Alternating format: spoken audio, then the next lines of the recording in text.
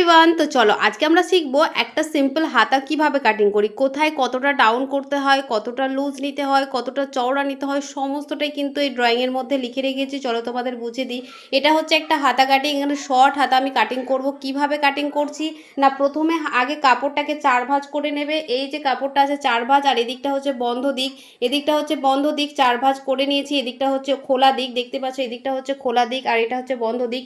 বন্ধ দিক থেকে 4 ভাঁজ করে নিয়ে এখান থেকে নেবে লম্বার মাপ। লম্বা যা হবে তার সাথে অবশ্যই 1.5 বা 2 ইঞ্চি প্লাস করে নেবে। প্রথমে লম্বার মাপ নিতে হয়, তারপরে নিতে হয় চওড়াটা। চওড়াটা কত নেবে, অনেক সময় আমরা বুঝতে পারি না দিদিভাই চওড়াটা কত নেব।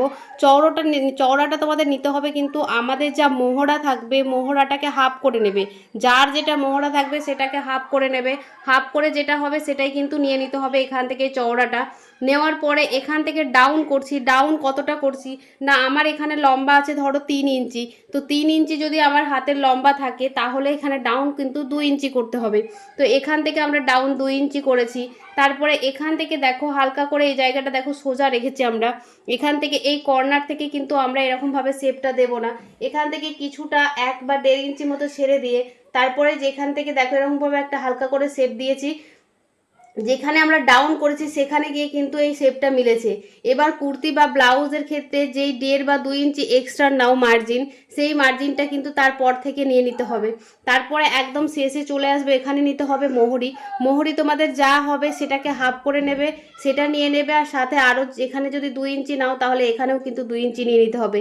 এবার লুজের সাথে লুজটা মিলিয়ে নিতে হবে, আর ফিটিংস লাইনের সাথে ফিটিংস লাইন মিলিয়ে নিতে হবে। তারপরে এটাকে এইভাবে কাটিং কিন্তু করে নিতে হবে। এটা তখন কিন্তু আর থাকবে না, এটা কিন্তু বাদ হয়ে যাবে। এই যে কাপড়টা সেটা কাটিং হয়ে যাবে, তাহলে এইটুকু বাদ হয়ে যাবে। তাহলে এই হয়ে গেল আমাদের হাতাটা। দেখতে পাচ্ছ কত সুন্দরভাবে কিন্তু আমাদের একটা হাতা কাটিং হয়ে যাবে। এখানে কিন্তু তালপাটও দিতে হয়। তো তালপাট কিভাবে কোথায় কতটুকু দিতে হয় সেটা যদি জানতে চাও অবশ্যই অবশ্যই তোমরা কমেন্টে জানাবে, আমি দেখিয়ে দেবো কি আর কিভাবে তালপাট কাটিং করতে হয়, আর কোন সাইজের জন্য কত ডাউন করতে হয়, সমস্তটা নিয়ে জানাবো। তোমরা অবশ্যই কমেন্টে জানাবে। তো চলো বন্ধুরা, আজকের মতন টাটা।